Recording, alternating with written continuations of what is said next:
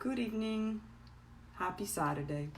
So I'm just here to talk more about the science of getting rich. And today's chapter is chapter 8, and it's about thinking in a certain way. So we have Bob Proctor, who always says, we become what we think about.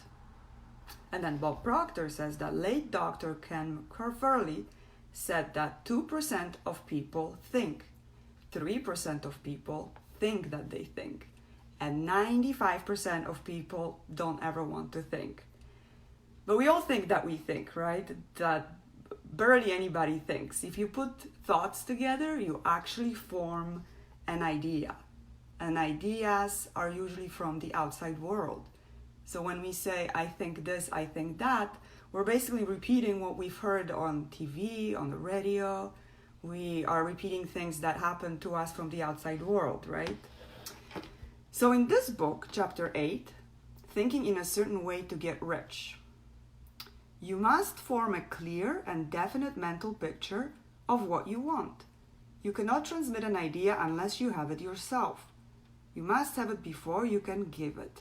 And many people fail to impress this because they themselves have only vague concepts of what they really want or what they want to become. So in here you just have to be extremely specific with what you want and who you want to become.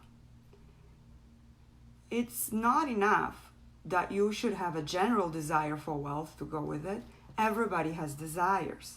You have to go over your desires. You have to visualize them. You have to have a mental picture of what you really want. Spend as much time as you can to contemplate them. You have to get emotionally involved. You have to basically hear, smell them, experience, visualization. And the more clear and defined you make your picture, bringing it from the details, the stronger your desire will be. And then the stronger your desire, the easier it will be to hold it in your mind, fixed upon the picture of what you want. And we did this amazing group exercise yesterday, one of my groups, and the exercise was to think of a perfect day. And my idea of a perfect day, I was actually glad nobody asked me to describe mine, because mine consisted of, I'm gonna wake up at 8 in the morning, I'm gonna walk my dog, then I'm gonna go to the beach, I'm gonna get some coffee, I'm maybe gonna read a little bit, and I'm gonna connect with some people. I basically explained my whole day, that was a schedule. And then there was this one girl who explained her perfect day. And her perfect day was nothing like mine. Her perfect day had an actual purpose attached to her day. So at the end of her day, everybody was crying. Like literally, we all had tears in our eyes because, never mind, she was so emotional, explaining how she was gonna save these children with these rescue dogs that she has, and how it's gonna all feel amazing for the parents who are gonna find these children or whatever happens. And it was mind-blowing how other people's perfect days are different than everybody else's who is just doing this sort of exercise for the first time.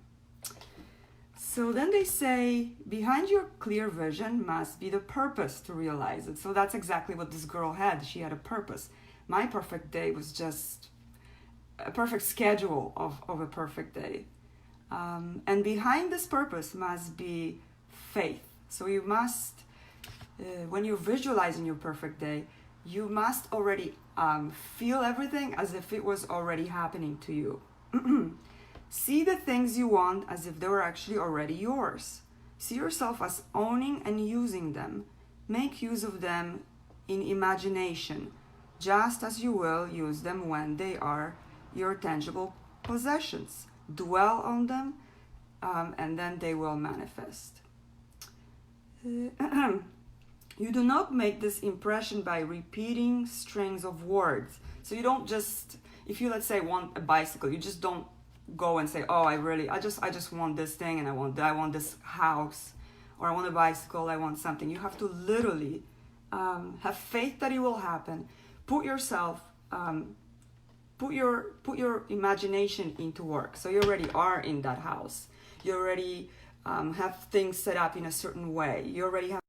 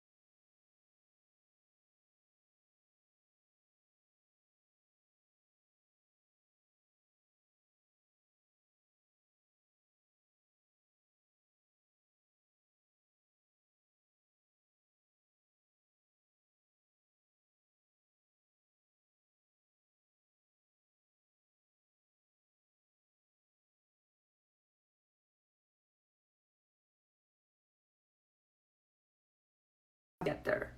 So the actual secret is when you can form it in your mind, think that you want to happen, press it through your imagination, the emotional experience, and then experiences as if you already had it. And that's how you're gonna get it.